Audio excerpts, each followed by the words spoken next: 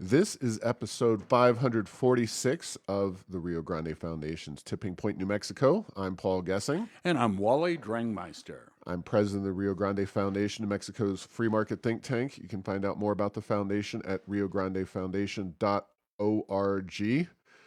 Wally, it's truly the best of times and the worst of times. We've had absolutely amazing weather here in the Albuquerque area for Balloon Fiesta. And while people are enjoying that, exciting event, we have just a disturbing war going on in Israel that started over this weekend. So, some very disturbing pictures and videos coming out of the Middle East. And, we're going to do what we always do here, which is talk predominantly about New Mexico public policy issues. But our thoughts and prayers do go out to people in Israel at this time. Yes, absolutely. It's just a horrendous situation that's playing out there in the Middle East. So it's been relatively quiet in that part of the world, with the keyword being relatively. And this is, this level of conflict is some of the most strong that we've seen, in decades. So. Yeah, and I'll make a quick plug for our interview this week with Kathleen Scamma of the Western Energy Alliance.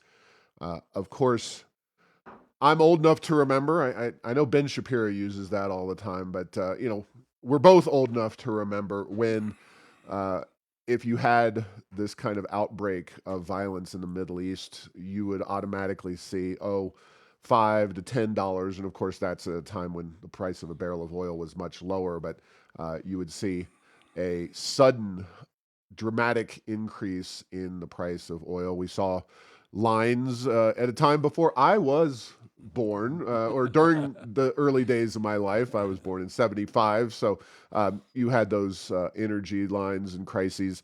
Uh, but it was always a very, very big deal until the rise of fracking came about and changed the equation. And while energy independence is kind of a fraught term because it is still a global market, having the U.S. as a dominant energy producer really made the United States much less dependent on what was going on in the Middle East. So, regardless of everything going on over there, which is tragic, the price of a barrel of oil on the world market right now is down slightly, which is kind of a telling indicator right there. Yeah, no doubt. And when the conflict first broke out in a major way, there was a blip upward. But as you say, the major price swings, if they happen, tend to be relatively short in duration. It returned to normal, and right now we have a lot of problems in our world. But at least from the market point of view, oil supply in the United States, in particular, doesn't seem to be one of them. Yeah. Now, everything energy related inevitably is interrelated to the global market. But uh, the first story I wanted to talk about with you today, Wally, is a report that got some pretty good traction. So you may have heard of this already, but according to a few different reports, and I've gone ahead and provided the link. I'm using a What's Up With That. That's WATTS. So you get the idea. This is an energy site. The largest EV charging station on the planet is in California. That's not a surprise to anybody. It's called the Harris Ranch, and it has an astonishing 98 bays to fuel diesel refuel your car. I don't know. I'd love to see pictures of this place on a day-to-day basis. California is pretty much ground zero for electric vehicles, but 98 seems just a tad overbuilt even for California standards. But according to numerous stories, this facility is fueled by diesel generators because Tesla's superchargers do charge vehicles to 80%, which is kind of the sweet spot for those vehicles, in as little as 20 minutes, which is great. But to provide that kind of power for nearly 100 bays solar and wind simply can't get the job done. You use diesel generators. So much for green energy and green automobiles. A lot of fossil fuels still being used to pump energy into those Teslas. Yeah, and the other way to look at it is a lot of times these stations, yeah, particularly the fast charge ones, they require a lot of electricity, and you need substantial transmission and local distribution resources, or it just isn't going to happen. And as we see things come out about mandates for charging stations, that like the ones that are at least being advocated for here in New Mexico. A lot of times you can have a charging station, but you might not be able to charge at it because there just isn't the electric transmission distribution facilities enough to power that up. And how do we know this is a problem? It's not exactly the same problem, but it's very similar that certain neighborhoods cannot put solar panels on and be part of, like, say, the P&M system because the feeders into that area are just inadequate to be able to balance the power out. Yeah. So I posted a story that also, that was from the Albuquerque Journal on Sunday. This is from Robert Trapp. He is described as now a Espanola resident, but he was the editor of the Rio Grande Sun newspaper. He described him and his wife buying a Tesla electric vehicle. And there's some really interesting things that he wrote about. And again, the Albuquerque Journal linked at Airs of Enchantment. He says, and I quote, "My recent experience of my better half buying a Tesla Y was eye-opening. Despite all the reading, test driving, research, and interviews with EV owners we did, the Y is touted as having a 325-mile range. That's realistic if you don't turn on the air conditioning, heater, or headlights, charge it all the way to 100%, and ride it down to zero. None of that is recommended by the manufacturer. You should charge the vehicle up to 90%. Don't allow it to drop below 20%, where you've immediately lost 30% of its range. And then you have New Mexico's mountains take a lot of electricity to climb. Summers are hot, winters are cold. Climate control sucks down the juice." And then he notes that in the Espanola, the city of Espanola, I believe it's a city, maybe a town, you have one charging station at the Jemez Mountains Electric Cooperative. That parking lot is open 8 a.m. to 4:30 p.m. Monday through Friday. So no gas for you on the weekends. Stay home. And obviously, there's a lot to unpack there. The state is spending a lot of mostly federal dollars to deploy EVs, and maybe that situation will improve. But I don't think we have anywhere near the amount of money that is going to be needed to truly deploy EVs, let alone the electricity that's going to be needed to deploy EVs. I will further note that while Espanola is not a huge metroplex on the order of Santa Fe, Albuquerque, or Las Cruces, it is a pass-through area that people drive through to get to some of those mountain towns, Taos and north. It's a very important transit point, and of course, it's not a trivial city by population either. So,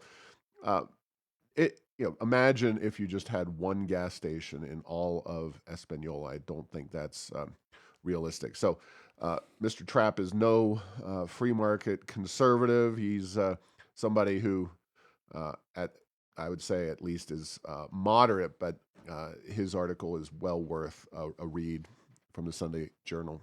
Yeah, and Paul, with EVs, as with a lot of things in energy or transportation, it requires a chain of activities and a chain of processes. And the weak link is certainly at play in major amounts with electric vehicles. You need to have them in the hands of the people that want to use them. You have to be able to charge them when and where you want. And to be able to charge them, there have to be the facilities, not only the charging station, but the distribution lines, the transmission lines, and the generation. And it's quite easy, and we're seeing this already. It's quite easy, and I would argue that the industry is already way out in front of having way more cars than they can take care of from an infrastructure point of view. And so, that may not always be the case, but there it is a balance that's a system, and if the system doesn't work, you can invest a lot of money and get not a whole lot for it in the short term for sure,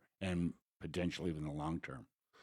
Yeah, of course, EVs are a hot topic these days. We've talked about how important they are, and I have a location in the post world's largest EV charging station powered by diesel generators where you can go and submit your own public comment to the Environmental Improvement Board, which will be making a decision on EVs sometime after their set of November meetings on the issue.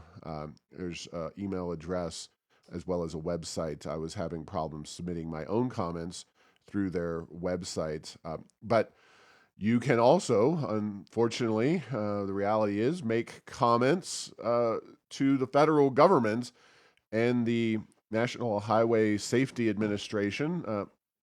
The Biden administration and Michelle Lujan Grisham are in lockstep. They all want to force us into electric vehicles. And so the Biden administration has undertaken its latest regulatory push to force, they're using corporate average fuel economy standards. They want to make everybody drive a car that gets 58 miles per gallon by 2032. The reality is that a lot of vehicles simply will not achieve that level. You'll have to dramatically ramp up the number of electric vehicles in order to do that. So I have a spot where folks can provide comments on that federal proposed regulation. Do it before October 16th, or that's the end of the comment period. So please try to do your part to stop the overreach of the federal government. If you are inclined, I provided a link to my own comments on behalf of the Rio Grande Foundation. Don't replicate exactly what we have. Feel free to use anything at Errors of Enchantment, which is now considerable. We have compiled quite a trove of EV facts and counter arguments, especially as to why we should not be subsidizing them or mandating them or doing both, as is the want of MLG and Yeah. Biden. Yeah. And just a quick comment on submitting federal comments, both on the pro and the con side. There's a lot of times organizations will say, cut and paste this exactly. If you do that, a lot of times it just gets put into a tally where they're like 63 or 700, or, you pick the number, however many of similar comments were put there. But if you take a moment to personalize it and write it from your own perspective, my belief is that just based on seeing this in other federal commenting things, that they'll at least have to consider it and figure out what it means, and not just put it in with a lot of others. If you have the gift of the writing skills, and again, the concept is important, but personalizing it and making it specific will make your comments, I believe, even more powerful with these processes. Exactly. Now, speaking again about federal issues, our esteemed board member, Julie Wright of the Rio Grande Foundation's board, sent a op-ed to the Albuquerque Journal that was published on Sunday relating to the desire of some in Congress to impose federal price controls on credit card fees. And there's legislation noted there. We don't share the view that that's a good idea, public policy wise, and very much think that the current, more or less market driven situation should continue unabated. You can read Julie Wright's column also in the Sunday Albuquerque Journal, or again, it's at Errors of Enchantment or RioGrandeFoundation.org. But please check that out. It's not a lot is happening in Congress these days. And while the Speaker's debacle in the House is not going to have, I think it's going to have some negative impacts on the Republican Party, if they don't rectify the situation soon, it's slowing down congressional action is not necessarily a bad thing either. So take a look at that.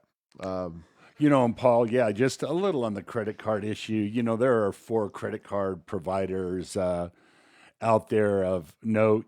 Obviously, Visa's number one, over half the market, MasterCard about a quarter, American Express 20%, give or take, and Discover 4%.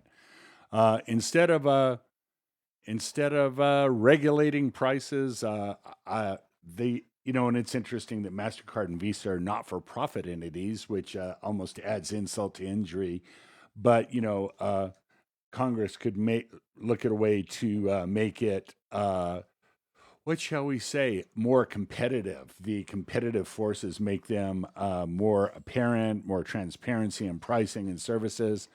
But let's face it, look at industries that Congress has touched, like healthcare, and that's the tends to be the antithesis of what happens when the feds get involved with regulation of a major industry. You actually get less transparency, less cost information, and unfortunately, higher prices in many cases.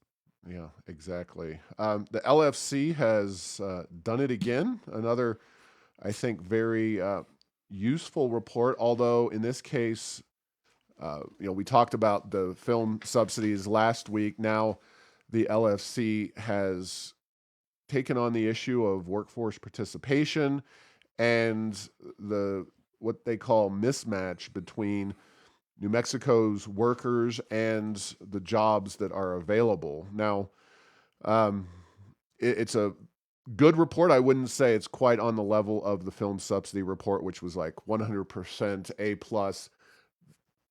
They had not only good, findings that were common sense, but some.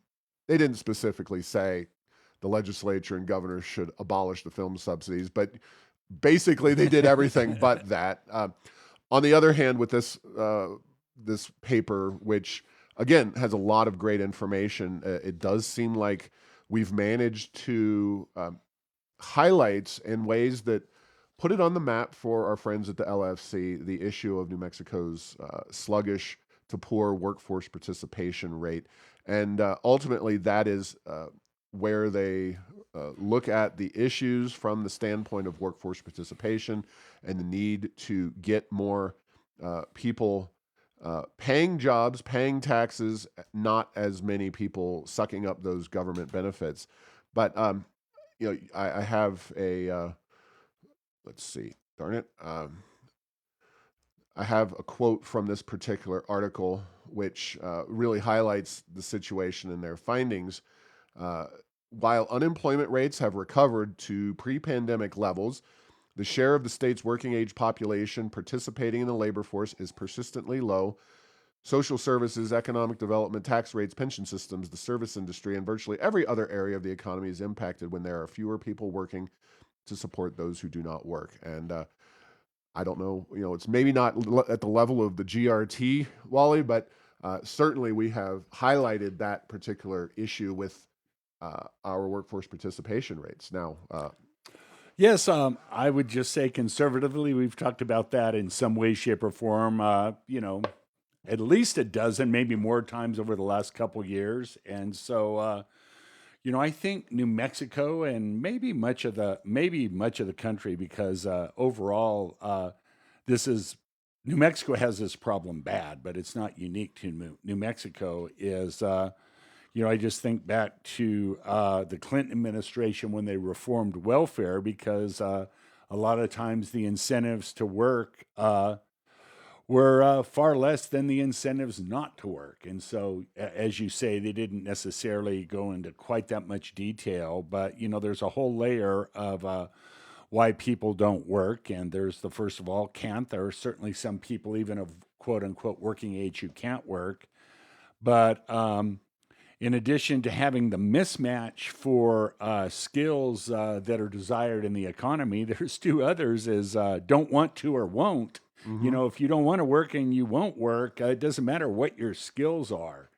And so, yeah, this is an interesting issue, but like many of these, a lot of times if you go back and look at the incentives for working versus not, I think there may be something there, and like so many things, COVID really changed, and it really highlighted a lot of things that were maybe longer term weaknesses, but because we were shut down so strongly for so long, we tend to have that worse than many of our surrounding states. So yeah, this is good on the LFC. So Paul, I'm now waiting for them to come with their big gross receipts tax reform. So if they do that, they'll have kind of hit three for three. But it Yeah. is interesting, and in a way, I will say not. I don't know if congratulations is the right word, but the point of it is that these issues have probably been there for a long time, but not many people other than you have been talking about them until recently. Yeah, and let me put a finer point on this. The LFC kind of was lacking in their report in terms of some specific solutions to the problem.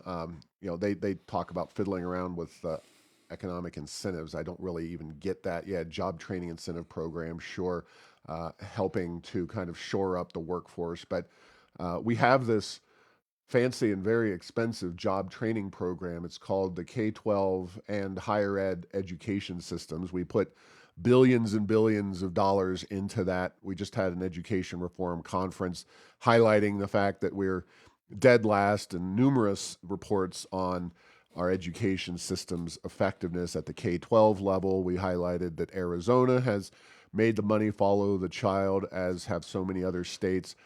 Mississippi has had great success with a different model embracing early childhood reading, and then charter schools could and should be liberalized in ways, the charter school law, to really highlight and expand that as an opportunity to New Mexicans. So the education system needs to step up. Interestingly enough, the report, I always like to talk about dogs that don't bark as the owner of two dogs at home, but the dogs that don't bark in this report are the free college. Nothing really about free college and what impact, if any, this should or could have in terms of getting better trained, better match among New Mexico workers. And it's obvious that this was never about our economy or training workers up in New Mexico through free college. It was simply another government spending ploy, a political ploy by this governor. In fact, the LFC report highlights how New Mexico exports its college students to other states. And then you mentioned the welfare program, and I have a very nice link in the article on Heirs of Enchantment from frequent guest and legislator Representative Larry Scott talking about the generosity of the welfare programs in New Mexico and how those, uh, Scott doesn't necessarily directly connect it to the match between workers and uh, the jobs available. But if you're sitting at home on a welfare program, you're not inclined and likely not qualified to do much in the way of work. And you're not going to make more money working at McDonald's or Walmart, and you're not trained to do anything more than that. And that is a classic mismatch situation when your eyes are bigger than your qualifications in terms of jobs. So the LFC did not necessarily really hammer the solutions, and understandably so. Quite frankly, I thought the film subsidy report was a very, very gutsy report, taking on the entire uh, higher ed and K-12 establishments would have probably been a bridge too far for them. So we do it. Yeah, exactly. And Paul, this is interesting. So we have a kind of a classic supply and demand kind of a problem here in New Mexico, and certainly directly, if you look at the workforce participation, that has supply. But if we look at from a demand point of view, why where do businesses want more workers, and what would cause companies to want to expand here or come here, which would increase more demand? And we're back to the big three: is crime, education, and tax policy for New Mexico. If you improve those, if our crime rate's lower, our education system's better, and our gross receipts tax is reformed, there will be more demand. And, again, with incentives, probably those incentives, not specific ones, but high level, just it makes it a good place to come and do business and build your business here, would see more demand for jobs, and heaven forbid, maybe could entice some of these people off of the sidelines to get to work as well.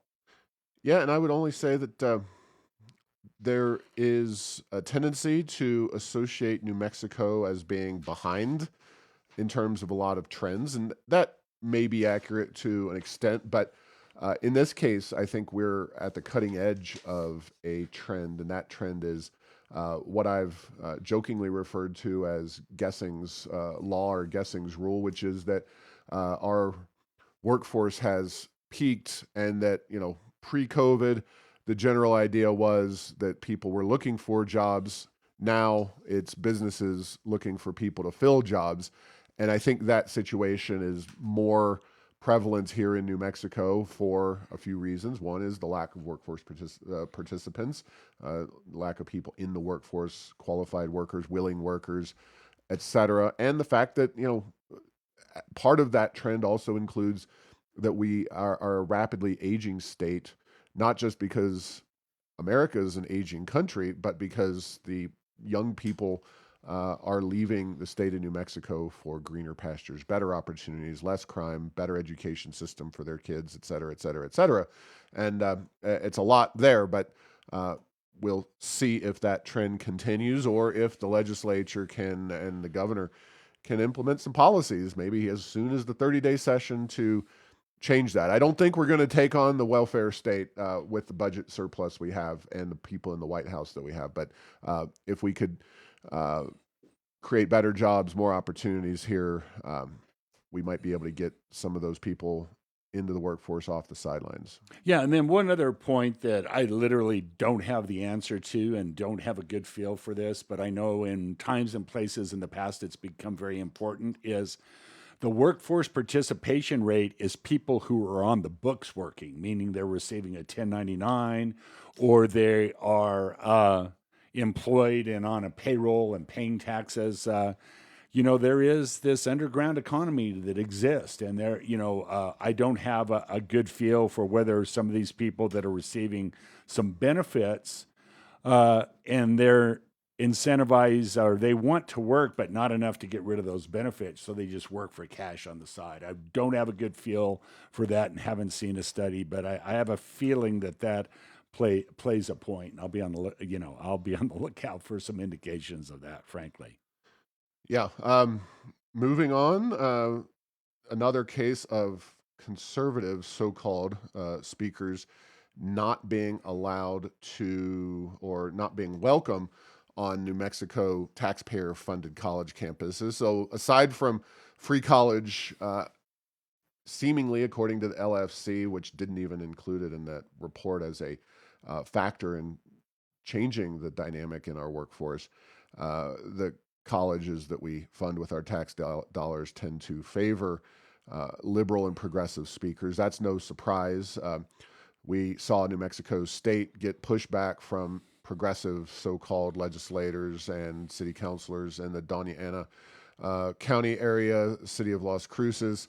Riley Gaines, a swimmer who essentially was at the top of her field in Division I swimming, was losing out on winning championships thanks to the presence of a male swimmer, and she decided to speak out against this. And I guess that's what it takes nowadays to be called a conservative. I suspect that Riley Gaines had limited, or maybe not very well-formed political opinions before that, and then suddenly she is a poster person for conservative speakers, the idea of women being women, of men being men. Not going to go into that in great detail. I think you can tell where we stand at the Rio Grande Foundation on that one, though. But University of New Mexico, she was invited by a conservative group on campus, and Ms. Gaines, in a tweet, day of the event says, I quote, "I'm speaking at University of New Mexico tonight. They stationed 45 police officers with me and hit me with a $10,000 security charge, all for saying men and women are women. Such a radical position to take onward." So Riley gets the absurdity of the issue, and you don't. I know that conservative speakers require more security because the left is in many ways just absolutely out of control, and they get out of control with protests and attacks against these speakers. So I'm not arguing that the security wasn't necessary, but just because one side doesn't know how to obey or control themselves doesn't mean that you should slap the conservative speakers or the groups sponsoring them with $10,000 fees either. Yeah, and it's one of those, Paul. The First Amendment on college campuses to use Fish and Wildlife Service. That is a threatened species, if not an endangered species. The person who can do free speech, and yeah, just yet another example here in New Mexico. And one thing I would like to say regard to this, and I'm not saying that this is a universal solution, but I heard a speaker that says, well, one way to bypass all the protesters if you have a unpopular or conservative opinion on a college campus is to just hold your presentation early in the morning because the protesters don't get out of bed early. So that's all I have to add to that one. But now, yeah, we're seeing this as the second major I guess what you'd say kind of First Amendment on campus kind of challenges in New Mexico on our college campuses. And I'm at the rate things are going, I don't think it'll be the last.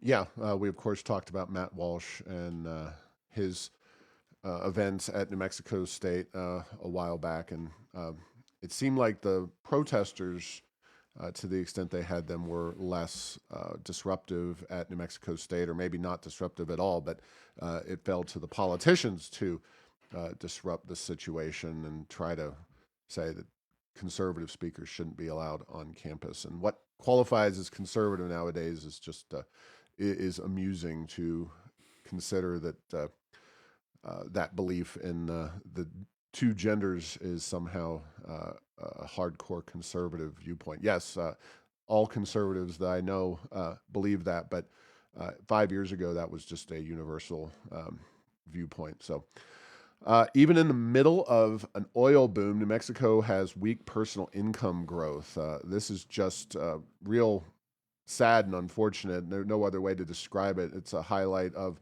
our mismanagement from the governor to the legislature and on down.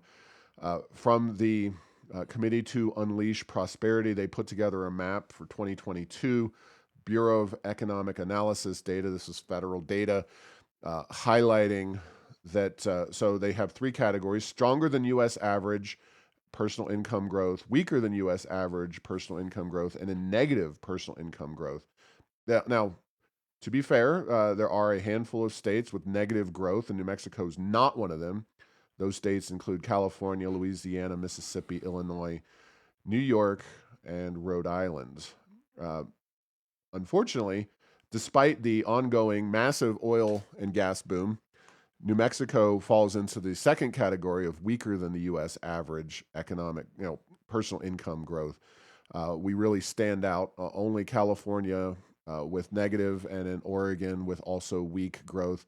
We're the only states west of Louisiana, or even north of Louisiana. If you go all the way through Minnesota, sitting on top of Louisiana there, New Mexico is really an outlier in the American West, with the exception of California and Oregon. So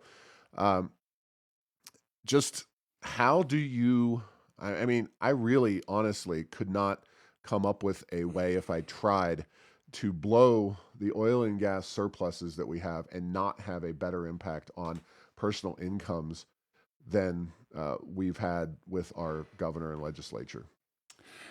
Yes, Paul, and I was as I was reading through that this morning. I have questions. I wish I had more answers. One of the questions I have is that how are they accounting for contractors that come into the state to drill the oil wells and do other things like that? I do know for a fact, because of our gross receipts tax, any service that could be done in Texas as opposed to New Mexico is. Most of the administrative operations and headquarters, even for what have historically been pretty New Mexico-ish companies, have been moving to Texas, and that may play a part of it. So and guess what? If that's the case, and I'm not saying it is, we could certainly look at our gross receipts tax situation as maybe being a way that pushes that away. So uh, and I guess that gross receipts tax in some ways becomes a little bit like the film subsidy. It's good jobs for people in New Mexico for a period of time, but they all don't tend to come from here, and because it's project oriented, they move around a lot. So that could have a an impact as well. But your underlying point is that yeah, what would you say on a scale of 1 to 10? How much economic diversification has the state of New Mexico done? What's their score outside of oil and gas? And I'd have to say at this point, it's maybe a 1, maybe a 2 on a good day, but it's really, really low.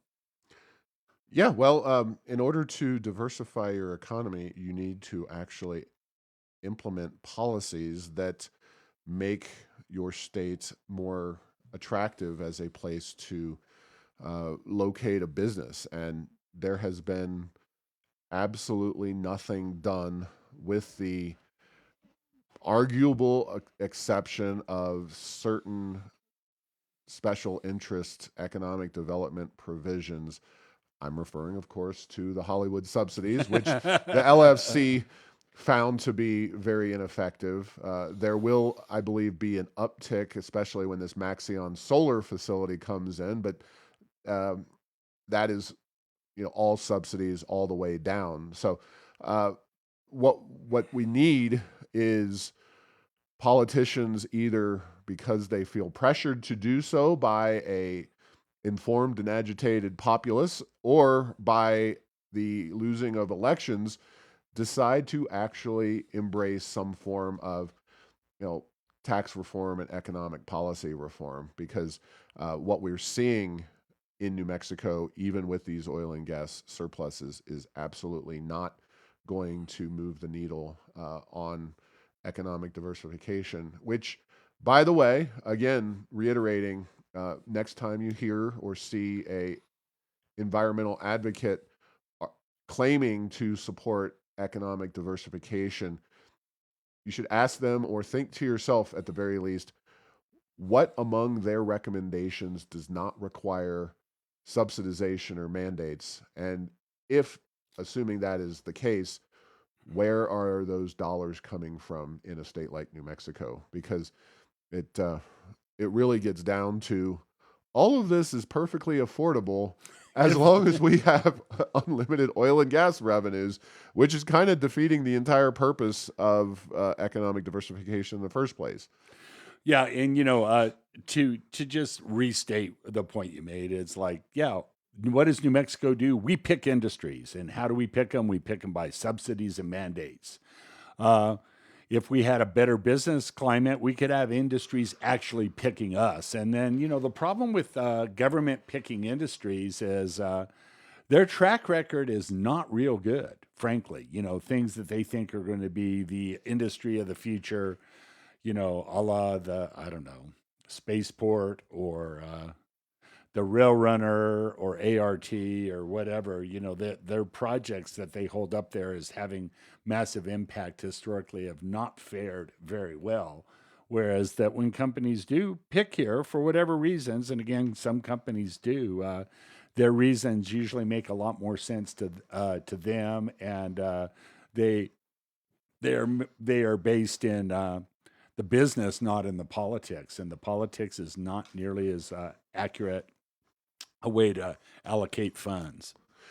One real quick item, of course, of intense interest politically across New Mexico is the redistricting case that was presumably decided by a New Mexico judge whose name escapes me right now, but the judge was a Susana Martinez nominee, a district court judge who basically, uh, I'm told, if you read the decision that he made, was heavy on the, I think this is bad. This is, kind of pushing the envelope in terms of redistricting, but ultimately decided that it did not rise to the level of quote unquote egregious in terms of the gerrymandering of the congressional districts. So he found in favor of the Democrats. And I actually thought that would be kind of the way things came down. It was clear from Brian Egolf's rhetoric, the former Speaker of the House, and Democrats' approach that they were coming after Yvette Harrell, but they were not able to or did not choose to draw a district that was somehow uncompetitive. They made it hyper competitive. It's a very, very close district. And, it really comes down to Republicans need to get their butts to the polls. They need to do a better job of highlighting their candidates and winning elections, including those at the legislative and governor levels. If you want to have an impact on redistricting, you're not going to have the courts step in and save them. And I highly doubt, I would be willing to bet kids' college funds on the state Supreme Court not intervening in a way that's going to amuse the Republicans here. So that's an important decision. It is one that I never had a personal view that it was going to go in the Republicans' favor. I always thought it was a very uphill struggle. So, And Paul, I agree with you. And if you look at those, you look at some of the most gerrymandered districts in the country, they sometimes will have one street to connect things and whatever. It was like, at least from a contiguous land point of view, a place as big as New Mexico, it wasn't bad. The issue that I really didn't know how to handicap, but I really wanted to watch was, did the court give weight to the stated objectives of politicians that were out there, a la Brian Egolf and others? And it appears like that those stated goals were not necessarily taken into account. So I guess the bottom line is that if the Republicans, and this is a big if, ever redistrict, I guess they can say, well, we're gonna make these districts all Republican, and that shouldn't have an impact on a court ruling whether it's gerrymandered or not. all right. Well, thanks for listening to this week's episode. Find all episodes at tippingpointnm.com or at the Rio Grande Foundation's YouTube channel. Subscribe to this show at Apple, Stitcher, or tell Google Home to play Tipping Point New Mexico. Thanks to Path 3 Marketing for producing this show.